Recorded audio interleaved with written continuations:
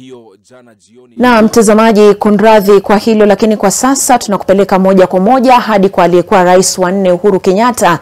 Ana mengi ya kusema, tumsikize. The chief licensing officer that there are firearms that are possessed by the family, that they needed them surrendered. The request we made is simple. Because the order was verbal, we are happy to meet the chief licensing officer on Monday morning at 9, since the offices are closed tomorrow, to be able to understand the request and to also be able to understand how is it that we can facilitate that process. That's all. Thank you. Perhaps what were the people that came here were doing? What exactly were they doing here? Perhaps have you been brought up to speed with what they were raiding this place for? No, we hadn't, except the fact that they identified themselves. Nothing else was put to us except that verbal order. I think that's all from our end. All right. Habari yenu? Namna gani? Asante. Mr. President, perhaps what brings you here this evening, and what has happened here exactly? Well, I got a report from my son that he had come to home, and as he was leaving, the watchman at the gate told him that there were people claiming, because that's all we can state for now, to be DCI officers in a vehicle with Sudanese registration, and claiming that they want to speak and to see him. And I told them immediately, I mean,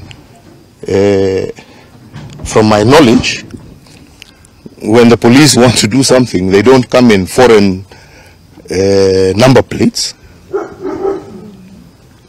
Number 2, they have a warrant.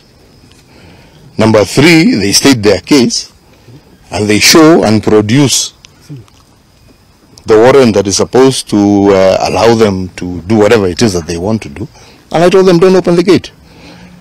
And unfortunately, I was in the office doing other work, so I just told them, just keep the gate closed. And I am now here, and I understand now they have left.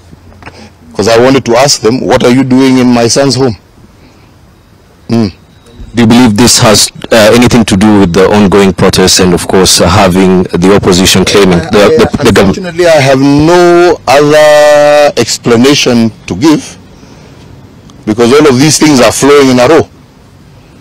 I have a whole minister of government staying there that is going to do I don't know what in front of my mother's house.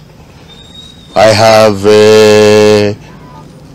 people who have been guarding my mother for the last almost 50 years, withdrawn at night.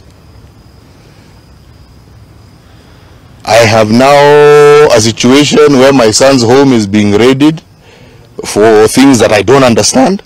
So I ask myself, what does this government want? Because if it wants me, the fact that I've been silent doesn't mean I'm scared. Come for me. What does my mother have to do with anything? What does my children have to do with anything? Kama shida yenu ni mimi, I'm here. Right?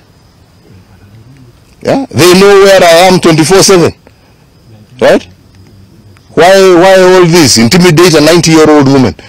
Intimidate children. Right? If it is me you want, come and tell us what you want.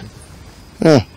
Mr. President, they have been claiming that you are behind the Azimio la Umoja protest and you're funding the protest. Perhaps, how do you reply to these statements? You tell me, right? And I have said it severally. And that's why I keep saying,